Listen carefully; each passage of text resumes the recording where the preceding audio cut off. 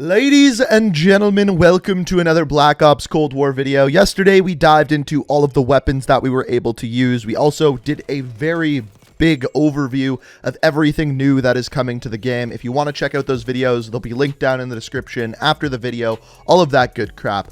But today we are taking a deeper dive into some individual topics that I've got asked a lot of questions about. So in this video, the first video that we're doing today, we are going to be looking at the entire Create a Class system and Gunsmith. I'm going to be explaining how the entire system works and how it is different from the Pick 10 system. I still hear a lot of people saying that we're getting the Pick 10 system this year, and that is not the case whatsoever. It is very, very different than the Pick 10 system. So I wanted to clear up any misinformation about that and then go into exactly how you can build out your classes, because this is probably the most diverse Create a Class system I think maybe that we've ever had. You can really make your classes the way that you want them. And on top of that, Gunsmith returns, and we're going to have a look at that and explain to you guys how exactly that is going to work with your weapons. That is very similar to Modern Warfare. So obviously we have a lot to talk about today, so without further ado, let's dive into it and talk about exactly how Create a Class and Gunsmith work. So as far as the gameplay that you're watching, I was playing against a bunch of pro players and other YouTubers and content creators, so it's not the best gameplay in the world, but it's decent, so hopefully you guys are still able to enjoy it. Now, diving into what a Create a Class setup looks like. So here's what it actually looks like in-game. This is very similar to what it looks like in the menu. I am going to have a little bit of menu footage taken from VODs from streams yesterday, but I can't actually show it from the alpha that I got. But this is what a Create a Class actually looks like. The things that you are given on every single one of your classes that will not change are you're given a primary weapon and a secondary weapon, both of which you are able to have 5 attachments on. It's not like previous Black Ops games where if you only use 2 attachments, you get 3 other things in your class in some other capacity. For example, in previous games, if you didn't use certain attachments, you could use extra perks, extra wildcards. That's how the Pick 10 system works. That is not how this works. Now, on top of having 2 weapons with 5 attachments, you can also have 3 perks. You may be wondering why I have 6 on this class. That is because of the wildcard that I'm using. We'll get there in a second. But on top of this, a lethal, a tactical grenade, a field upgrade, and a wild card. And from my experience and from what I played, the wild cards are actually what's going to make the biggest difference inside of your classes. We're going to go over all of the perks, all of the different wild cards. But as I said before, the wild cards are absolutely huge in this game, and you'll see what I mean once we get there. So next, let's look at Gunsmith and explain how that works. So in Modern Warfare, this is what Gunsmith looks like. You can scroll through the different areas of the weapon and pick out attachments based on that.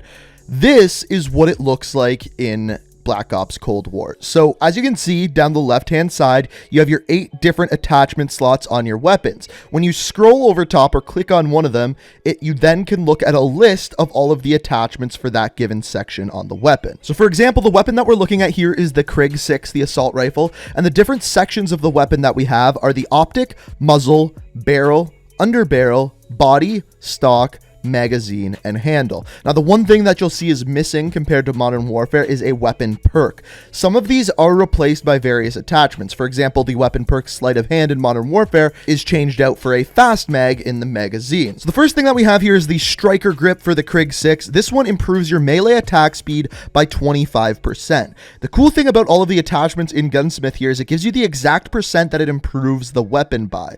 So if that's a good thing or a negative, it'll tell you the exact percent of what it does to that weapon. For example, when we switch to the MI6 ergonomic grip, we see that it makes your sprint move speed 5% better, horizontal recoil control 15% better, and then the cons are it makes your sprint out speed 5% worse and hip fire accuracy 7% worse. So as I said before, exact stats to show you what it does to your actual weapon. So a couple things that I noticed when I was using the Gunsmith is that first of all, there are a lot of attachments that just have pros, only do good things to your weapon. Now, of course, that goes the other way too. There's also things that add cons, but there was a lot that were just pros. For example, just improves your vertical or horizontal recoil. The second thing I noticed is that vertical and horizontal recoil were separated in the various stats. I didn't see a single attachment that just improved your recoil. It was either vertical or horizontal, which is going to change up the way that we actually make classes, because there's certain weapons, for example, the Kilo 141, that has a lot more horizontal recoil than other weapons. So if you can stack that weapon with just horizontal recoil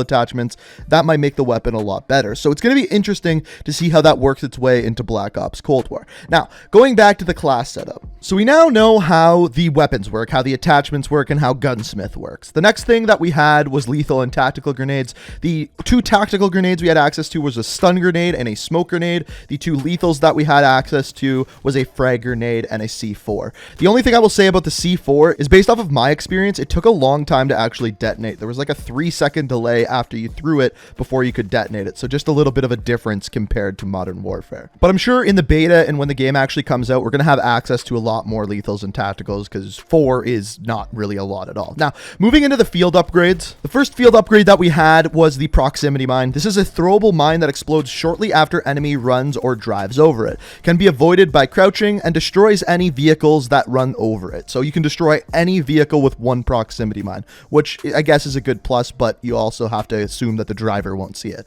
Now, the recharge time on this one is 2 minutes, and this is made faster anytime you get kills, capture an objective, or basically get any score. Moving on to the next field upgrade, we have the field mic. This deploys a recording device that highlights enemy sounds on your minimap.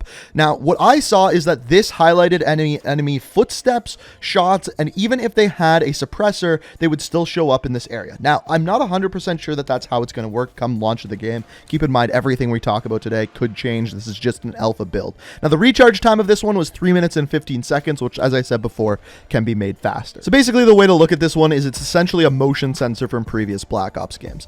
After this, we have the SAM turret. This launches missiles at enemy air score streaks and player-piloted helicopters.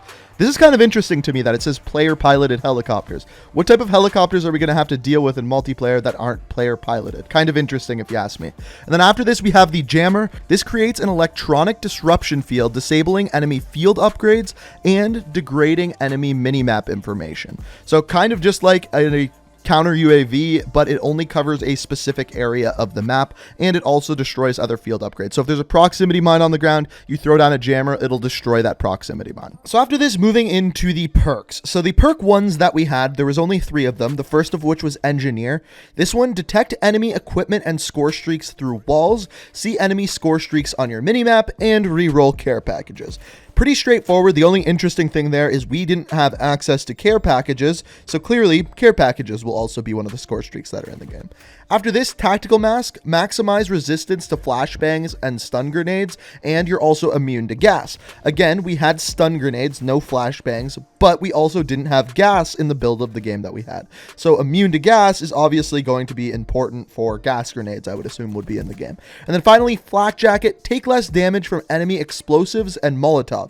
Again, we didn't have any Molotovs in the build of the game we played, so there's another piece of equipment that will be added. After this, moving into our perk number 2s, these ones are all pretty straightforward. First of all, Scavenger replenishes ammo from fallen players. Real straightforward. We've had this for a long time. After this, Quartermaster recharges equipment over 25 seconds. So very similar to Restock from Modern Warfare. And then finally, Tracker. See imprint of enemy footsteps, and aim at enemies to reveal them on your team's minimap. So basically, you aim at someone and then they will appear for your team on the minimap.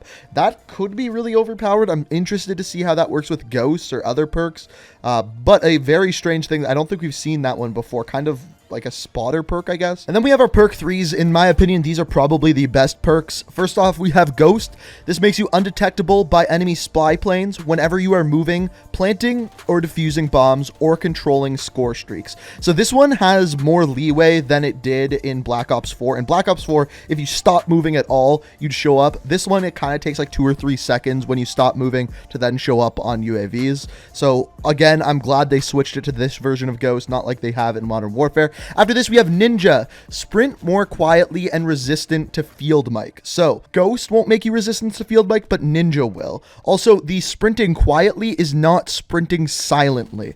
You still make noise when you move, especially when you sprint, and it can be heard. I heard people who were using it. I saw people hear me who were using it. So I'm curious to see if they adjust the footsteps with Ninja as we go forward, but as of right now, this is the way it works. And then finally, Cold-Blooded. AI-controlled score streaks will not target you. Player-controlled score streaks will not highlight you. You show up cold on thermal sites, and players in vehicles won't see your nameplate. So an interesting series there. We didn't have the ability to use any thermal sites, so we now know that those are also going to be in the game as well. So the next thing that we have is wild cards, and these are really powerful, especially some of them. So the first one that we have, I think this is the best one, is Perk Greed. Not Perk 3 or Perk 1 Greed, just Perk Greed. You can equip 3 extra perks. So that's how you see in my class that I have 3 different perks on top of the perks I'm given with my class. So this allows you to use 2 perks from each perk tree, and my god, like you can use Ninja and Ghost at the same time. You can use so many perks. It's such a powerful wild card. It is insane. After this, Lawbreaker, you can equip any weapon in either slot and equip any perk. So what this means is that you still get only 3 perks, but they can be from any perk tree. So perk 1s, 2s, or 3s, you can choose any of them. On top of this, you can use 2 primary weapons. So this is kind of like overkill that we've seen in previous games. Plus, you get any perks that you actually want. Again, extremely powerful. The third wildcard that we have is called Gunfighter. It unlocks 3 additional attachment slots for only your primary weapon.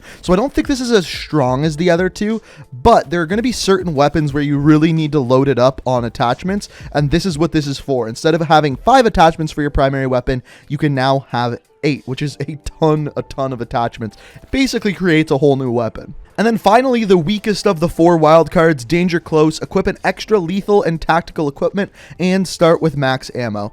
To me, this one is just by far the weakest out of the 4. Really not much more for me to say about this one. So that is everything that we currently know about Create a Class. To me, this system seems really awesome because going from the ground up, the fact that you can have 5 attachments on each of your weapons really gives you the freedom to choose the weapons that you really want to use. On top of that, when we look at the individual attachments, the fact that a lot of them don't have really big downsides gives more diversity to the actual attachments that you can freely choose and do well with. On top of this, the new wildcard system, with them being this powerful, is going to make choosing a wildcard the most difficult part of making a class. Do you want 6 perks, or do you want 2 primary weapons with 3 perks of your choosing? That's essentially what a lot of the class setups are going to come down to, and to me, that is really, really interesting. On top of that, you can use Gunfighter and have 8 attachments on an individual weapon, which is even more insane. Now, one thing I am interested to see is what else exactly is going to be added. What are we going to get as far as perks goes, more attachments, things along those lines? We'll probably start to find more and more about that when the beta comes around. So if you're not already subscribed to the channel, make sure you do so. Turn notifications on. If you enjoyed this video, you found it informative, it is always appreciated if you do hit that like button. And as always, I want to hear what you guys think about all of this down in the comments. But other than that, I hope you guys enjoyed the video. Thank you so much for watching, and until next time, peace out.